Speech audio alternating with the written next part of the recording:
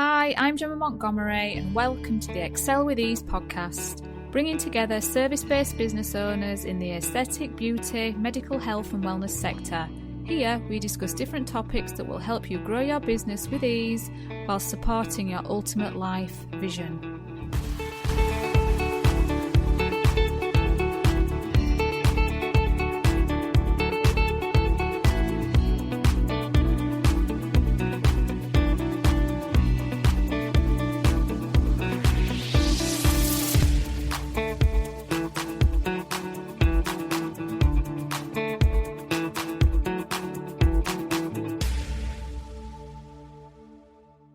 Hi there, welcome to this week's podcast.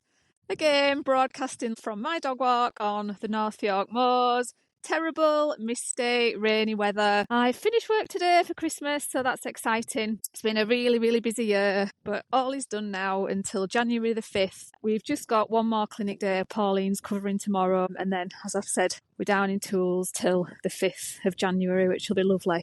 So lately I've had a couple of people reach out just telling me how they're feeling a little bit low and how they feel that things are not flowing, struggling to get clients through the door, wondering if it's all worth it. So I wanted to share with you this week a little insight that I've had personally about receiving and how sometimes, not knowingly, we block our ability to receive through our habits, subconsciously. We don't often know that we're doing it, and how, especially at this time of year when it's the season of receiving gifts and things like that, it can really kind of highlight if this is a block that you might struggle with. So it's definitely come to light with me this past couple of weeks that receiving is something that I can personally struggle with.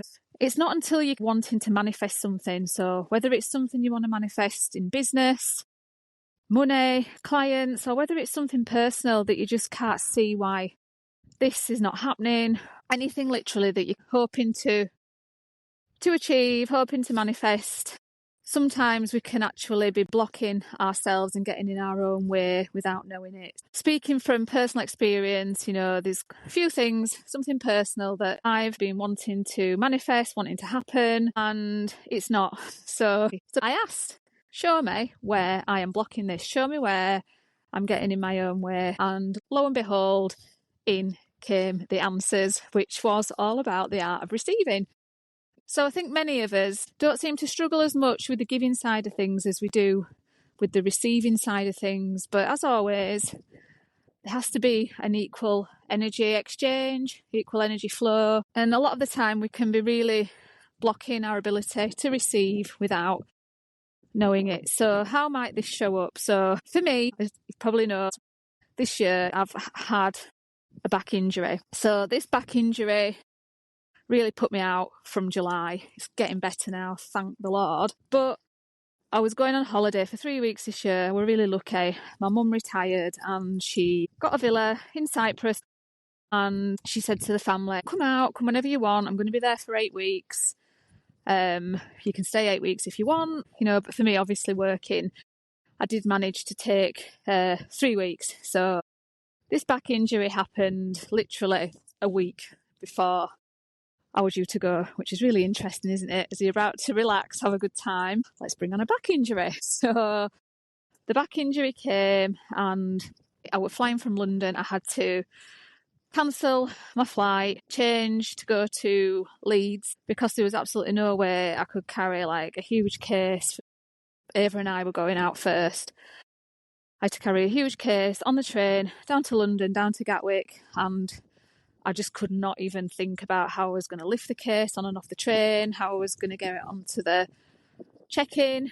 So I rearranged to go to Leeds, and my uncle, bless him, offered to take me to the airport in Leeds and sort me out with the case, put my bag on the check-in and everything. And just the simple art of someone offering to help and me accepting help made me feel really uncomfortable. Even though, my uncle's such a lovely man, he does so much for me. Times I do struggle to accept help. I accepted the help, got on the plane, and then when I got off at the other end, I thought, there's no way I'm going to be able to get this case off. I don't know what I'm going to do. So panicking a little bit. And then an angel appeared, this lovely woman, started chatting to me, and she was about my size, so I'm only 5'2". She said, look, I'll do the case for you, don't worry. And the guilt I felt for accepting help and letting her take the case off the other end, again, just made me feel uncomfortable. So I know these are only really small examples, but all these everyday examples are showing you where you might be lacking the ability to receive. So when you're injured, it's a huge thing, isn't it? You're going to need help.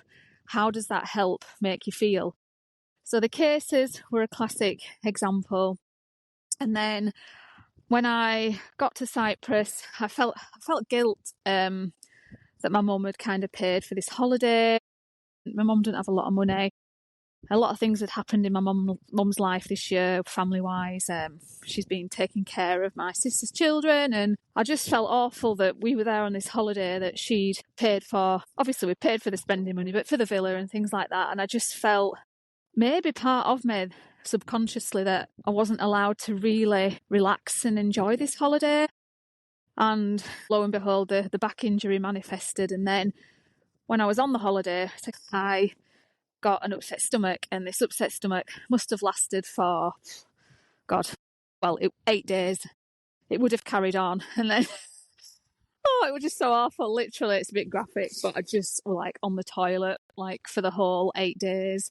And my mum just said, right, she came in the room one morning, she went, oh my God, it's still going on. She went, enough's enough. I'm going down to the chemist. I'm going to sort this out. And I'm like, no, again, blocking the ability to receive. It's fine. I'm all right. She said, no, this holiday, I really look forward to this all year. I'm not having this. It's gone on for 8 days. And then obviously you've got your back as well. So I was defiant. I said, I don't want you to. But she got in the car, went off to pharmacy and got the tablets, which actually cured it. But just it took those 2 incidences of an injury of the back and having that really upset stomach and going somewhere where someone had done something nice for me to be able to come relax and enjoy, and me not allowing myself to enjoy it, were just sort of really interesting incidences of where I'd possibly been blocking the ability to receive. Now, remember, I wasn't aware of this at all until I'd asked for some helpful guides and insight to the universe of where I might be blocking things. So that was really clear. The back injury carried on at work. People kept saying, oh, Gemma, you just need to go and see somebody. Yeah, okay, that's fine. I resisted. And then eventually I let myself. So one of my clients came and said, look, my son's a physio. He's happy to come to work to see you. Again, I resisted. And then he came to work and he was absolutely amazing. Literally assessed me properly, assessed my hips, assessed my back, got me moving in all sorts of directions, really manipulated my back, and my back was so tight, obviously, just the way I'd been bracing myself for months, not being able to stand properly. And I allowed myself to receive, and with that, the back just started to heal. It was just amazing. But just as I said, just really kind of small incidences of how you can block things from coming to you. Then around Christmas, we're in that Christmas season now, aren't we? The festive season. Just recently, I've had other examples. So I had a lovely gift from one of the girls at work, completely unexpected. And instead of allowing myself to accept that gift graciously, I automatically, in monetary value, through treatments, let her have that sort of monetary value back. And then other ways it might show up around the festive period is your ability to receive gifts.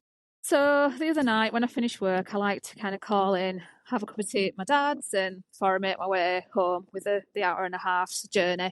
And my dad's wife went upstairs to give me some money for Christmas. So she handed over some money. Well, she tried to hand over some money, and straight away it was like, no, you don't have to give me money. Doing for the kids is enough. I'm absolutely fine.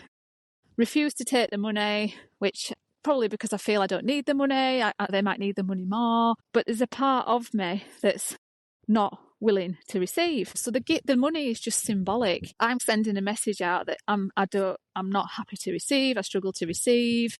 You keep the money. Again, family members asking what I might want for Christmas. I'm fine. I don't need anything. I'll be okay. I'll sort myself out. Are all little signals to the universe of where you are blocking receiving. You're literally energetically blocking the physical reality. He's there to show you, to reflect things back to you, to show you where your energy's off, where you're blocking things. And these examples were just huge sort of moments of awareness, really, on how I thought I was open to abundance, how I thought I was open to receiving. But obviously I've still got so much work to do. So that's kind of physical, tangible things. But then there's also the ability to receive compliments. And again, this is something that I struggle with. Clients will come in and they'll go, oh, you look lovely. I want my skin to look like yours. And I'm like, oh my God, it doesn't. Or, you look so young. I can't believe you're in your 40s. And, I'd put you down as like early 30s. And I won't say, oh my God, thank you. That's really lovely. I'll put my head down. It's like, oh, no. Because it makes me feel like something in me that just really struggles to accept that somebody's genuinely kind of being complimentary, and something that, again, that makes me feel strange by accepting that and just saying thank you graciously. So again, all little lessons. And then with regards to the hacking, so many clients came forward and said, look, if you need any help with anything, I'm really happy to help. Let me help you. I don't want paying for it. I would never let anybody not be paid for it, but I don't want paying for it, blah, blah, blah. And part of me is like recognizing that that's so lovely for them to say.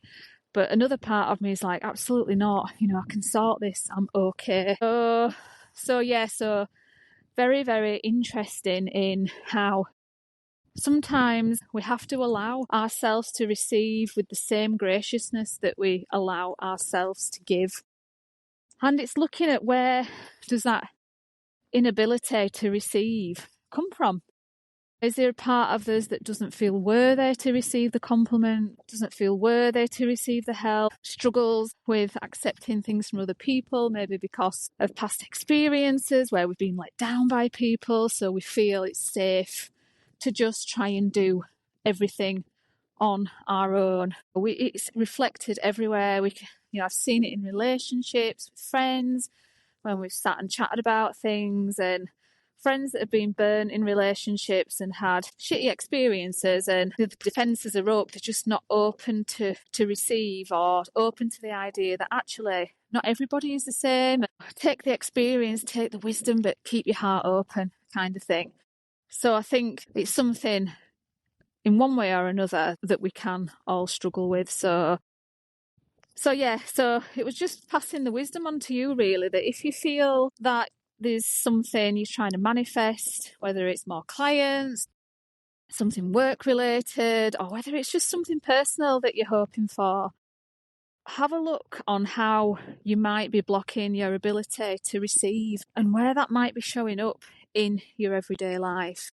Now, if I sat, there'd be probably so many other incidences this year where I've blocked the ability to receive. And as I've said, it's things clearly that I could see like that with the injuries, but also when someone's doing something nice for you, or even if you're going somewhere nice, are you blocking out and squeezing the joy from that experience? I could give you actually another example of this. My daughter is very, very similar to me, and she tends to, I can see it with her, really struggle to accept the joy sometimes. And I've tried to explain to her that life's trying to give you all this good stuff and wanting you to enjoy things and be abundant, and every time you're in fear or you're worried or you create something that blocks that joy, it's a little bit like kind of squeezing the hose pipe tight and stopping that flow of water.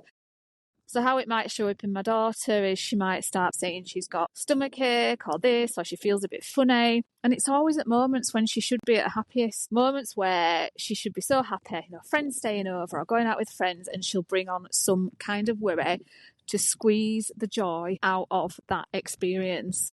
So it can show up, as I've said, in so many ways, but just have a little think and just mull over where there's any examples throughout the year that you haven't let yourself receive with joy and graciousness. And you don't even have to really start analysing why that is, but just slowly bring your awareness to it. Because when we shed light and we shed awareness to things, that's half the work really in dissolving the habit and changing the habit that we've started to create. Once you've got your awareness to it, just start small. So the next time, if it's a compliment, someone pays you a compliment, oh, I like that top you're wearing, or you look lovely today, instead of deflecting it and saying, oh God, this old top, or it were only so, it only cost so-and-so from so-and-so, or oh God, I'm having a good day, it's only because I've got some makeup on, or just try and just accept it and say, thank you. That's a lovely thing to say. Just accept when somebody is trying to give you something, or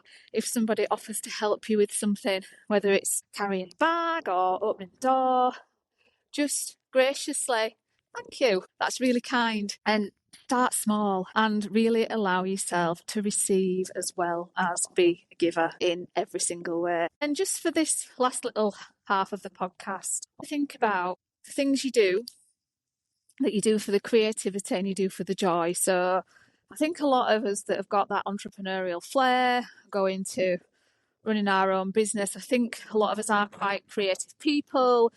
We tend not to like following rules. We tend to see, the matrix for what it is and want to create our own path, our own destiny. But we also have a habit of when we find things that bring us joy or things that we find really helpful, we can have the slant on it. Well, how could this be a business, or how could we monetize it? And again, we can do things just for the sake of joy. And I've had to really learn that, back in 2017, I did all my yoga training, breathing, meditations, all that kind of stuff, which I went initially to discover to help me more, to help regulate my nervous system, to really kind of do the inner work. And what I found so helpful from the Strala yoga side of things, I couldn't help but want to pass on. But I kind of tried to do that in a monetizing kind of way, and I just didn't feel the same joy from it. As soon as I started to make it more business related, it just squeezed the absolute joy out of it. And I recognised that at the time and took a step back and kept that kind of sacred practice just for me, which as part of me would just love to carry that on and help other people. But I think it's remembering to not spread yourself too thin. And when you do that, do it with real intention. So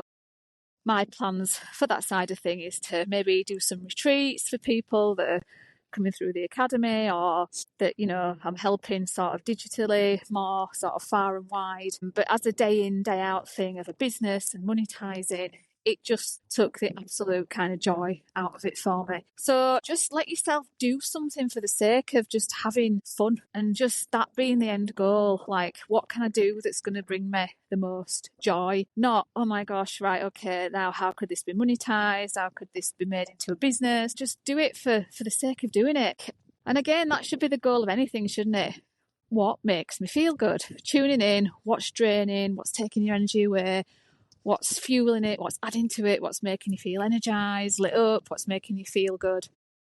So I'm going to learn to play the piano, and I've said this for a couple of years, but I actually am, because again, I had a little nudge from one of my clients last week who had been through a little bit of a messy breakup, and I was so inspired by her that she's now bought herself a piano.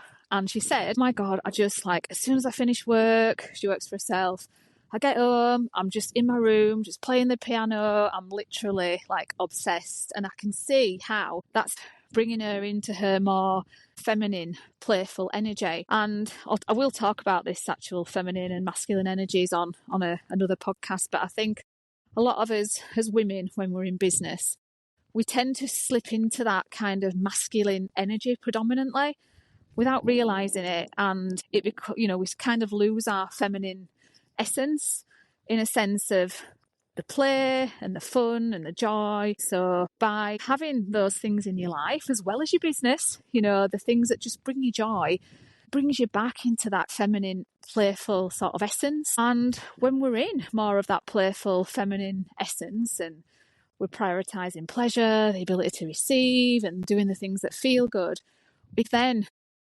by default, magnetise all the other good stuff. Our businesses succeed better, money flows better, we have better experiences because we've got the balance back. We're not just in that masculine energy of building and doing and creating, but we do need that balance of both energies. So I'm going off on a tangent here, and I will do a podcast another time. But I guess to finish off, it's just looking at where you're blocking receiving, how that's showing up in your life, from the really tiny things to the bigger things. Catch yourself doing it and catch yourself changing how you would normally respond and allow yourself to receive. Just allow that little bit of fun into your life, that little bit of playfulness of what can you do that just the end goal is just the joy. There's no monetising, there's no business out of it. It just brings you like proper joy. So that's all for today. I'm absolutely soaked to the bone. So I hope the run up to Christmas goes well for you. So I shall catch up with you soon. Take care. Thank you for listening to this episode. I hope you discovered some useful tips and takeaways. Don't forget to please rate, review and subscribe. And as always, pass on to a friend who you think will find this podcast super useful.